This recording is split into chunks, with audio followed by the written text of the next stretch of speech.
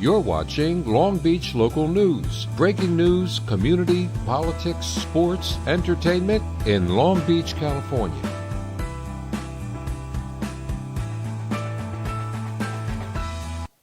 Hello and welcome to the weekly news update and community calendar. I'm Yasmin Tamras and Eric Richards is out today. We begin with an update of a top story that made national news here from Long Beach. Rhett Mackenzie Nelson from Utah was charged on Thursday in the shooting of two people on Monday. He was caught on Tuesday at 10:40 a.m. by Long Beach police following a short chase around the neighborhood of Granada. One of the victims' identities in downtown Los Angeles is pending upon notification of the family, and the other was 50-year-old Los Angeles County Sheriff's Deputy Joseph Solano, who was shot in the head while placing an order at a Jack-in-the-Box in Alhambra. LA County Board of Supervisors sent an announcement to the public for a $100,000 reward for the alleged suspect in mind at the time. Camera footage caught a young Caucasian male gun down the victim for no apparent reason and then immediately left the scene. As you can see from the images, this was the time of his capture. Solano passed on Wednesday, and police are investigating whether Nelson is responsible for further shootings and a series of armed robberies in San Diego since his arrival to Southern California in early June. His family share he may have been struggling with addiction and mental health issues. According to a statement from his father, Nelson drove away from their family home in order to make it on his own or die. His family at the time did not believe this was a suicidal comment, but merely a statement to make it on his own. Nelson then called his father on June 4th, admitting to his whereabouts, which prompted his family to be of concern that he may have relapsed. At that point, Nelson was out of Utah's civil commitment law jurisdiction for law intervention, and by June 5th, St. George police closed their missing persons investigation. A vigil in honor of the deceased officer took place on Thursday night, while funeral arrangements are pending. On Thursday evening, director of the Long Beach Council of Neighborhood Organizations, CONO, Robert Foxx, who has served to improve the local community for over 35 years, announced at a meeting held at the Alamitos Beach Neighborhood Association in front of around 100 people that he plans on entering Long Beach's March 2020 election and unseat Councilwoman Janine Pierce from the 2nd District. In his speech, he expressed sentiments of dissatisfaction with her execution of plans for the district, predominantly pointing toward the road diet, and touched upon his strategies to lower crime, parking and traffic, housing and gentrification issues, as well as environmental concerns. Foxx went to City Hall on Friday afternoon to start the process of entering into the elections in 2020. Memorial Care Miller Children's and Women's Hospital Long Beach recently received their largest transformational gift by the Teresa Marie Lowell Foundation to name and provide program support for the future Children's Village scheduled to be completed in 2021. The Teresa Marie Lowell Children's Village will be an 80,000 square feet, 4-story building on the Miller's Children's and Women's campus that provides an efficient approach to pediatric specialty care in an outpatient setting. Memorial Care Miller Children's and Women's Hospital in Long Beach is one of only 5% of all hospitals that specialize in children, which make them a necessity not only for children but also for young adults as well as expecting mothers. John Bishop, CEO of Miller Children and Women's Hospital, says the Children's Village has been a decade-long dream for Miller Children and Women, so to have the support of the Lowell family to not only realize or dream but to sustain it for generations of children to come is incredible. And yes, it is. So you can read more about it on our website, longbeachlocalnews.com. Now, the historical and second oldest burial ground in Long Beach, Sunnyside Cemetery, may be forced to shut down in August due to insufficient funds. The 112-year-old cemetery, with more than 16,000 people buried beneath the grounds, including Civil War veterans, a former lieutenant governor, and a Medal of Honor recipient. Linda Meador, part of the board of directors for Sunnyside states that for 19 years they had been in contact with the city of Long Beach, asking them to take over the cemetery. Yet they had repeatedly been denied. In contrast, the city's economic development department claimed they tried to work with the board and offered a $250,000 grant. Former owners in the 90s were convicted as they embezzled $500,000 of the endowment the foundation uses for maintenance, resulting in only $2,000 a month to pay bills and a gardener. Court-ordered community service workers add to the rest of support. There's still a chance for the cemetery to survive if the city chooses to take over and more people sign the petition. So look out for that as well. Now, on Wednesday night at 11 p.m., Long Beach police were investigating reports of gunfire near 68th Street and Orange Avenue. No victim nor crime scene was found, but while officers were there, the victim arrived after having been treated from a gunshot wound to his upper body and then released from a local hospital. Concerns were raised as to why the local hospital hadn't notified the police, and the victim could not give officers any details on the suspect. If you have any information, help your community stay safe by calling the Long Beach Police Department. On Thursday morning, the Long Beach Water Commission unanimously approved to increase the water supply costs and invest in infrastructure. This means that the average single-family's residence's monthly bill will go up by approximately $5.46.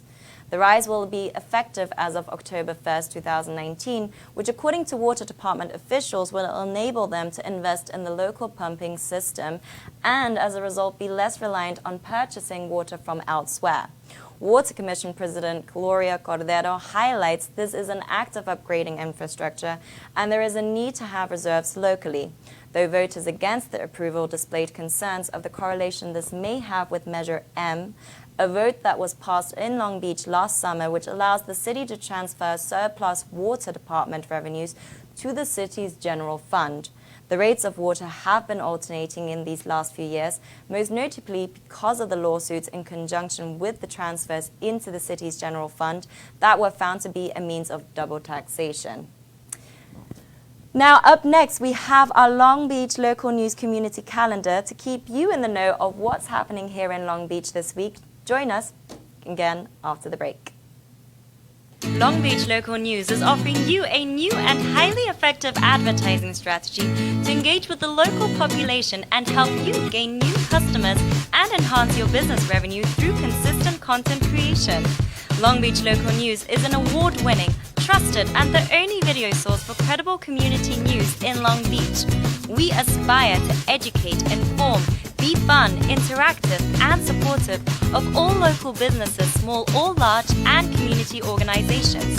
Through a combination of social media strategies, such as rotating digital ads on our website, monthly 30-second video commercials, as well as your company logo on screen, which alone reach online 20 to 50,000 views, we have a variety of packages to offer your business and can tailor them to meet your individual needs and requirements. Long Beach Local News has over 320,000 followers on social media platforms and 20 million hits on the website. Your local business is what keeps Long Beach thriving. Let us be your partner in ensuring your future growth. Contact us today for more information. And welcome back to Long Beach Local News Community Calendar. And here are some events for you to attend in Long Beach this week. So you may have a lot to say or want to listen to some highly outspoken and engaging poets, comedians, musicians alike. Then head over to Monday night open mic at Roxanne's from 7 to 9 p.m. for an atmosphere of honesty and openness with people sharing their unique perspective in an artistic way. Here you'll find yourself coming together with the rich textures that make up the community and celebrate the diverse tones of Long Beach. This event is hosted by Shy But Fly for free, and Roxanne's will provide a full menu along with a dance floor, pool table, and free parking. So why not get rid of your Monday blues over there? Now on Tuesday through August 20th, Alfredo's Beach Club is launching Moonlight on the Beach for the public to enjoy outdoor screenings at multiple beach locations set in Long Beach. All films are free to view and show around dusk, 8 p.m. This year, the theme is about giving back, with Alfredo's teaming up with Justin Rudd and the Community Action Team to represent a local charity each movie night. They urge moviegoers to help by donating canned foods, new socks, cat, dog, toys, and other non-perishable items. For more information, visit our website, longbeachlocalnews.com. Now, have you ever felt your belly rumble like a bear growling? I know mine is. Well, then you'll enjoy this next event happening every first and third Wednesday of the month. Bear City brings free comedy and free pizza to Quesada in Long Beach. Let me say that again. Yes, free pizza and comedy featuring comics that have been seen on Comedy Central, The Conan Show, The Tonight Show, and even surprise guests. Head on over to Eventbrite Bear City for more lineup details on the upcoming show. As from Thursday through to August 22nd, the Queen Mary will also be hosting free screenings, so get your blankets ready and chairs out and spread them out on the lawn adjacent to the ship, all the while enjoying flicks such as Mamma Mia, Grease, Indiana Jones, and so many more. Outside food and beverages aren't permitted, but themed food trucks will be on location as well. So for parking, it is $10. The event opens at 6 p.m. with the movie beginning at sunset. If you're interested in attending, visit queenmary.com for more information.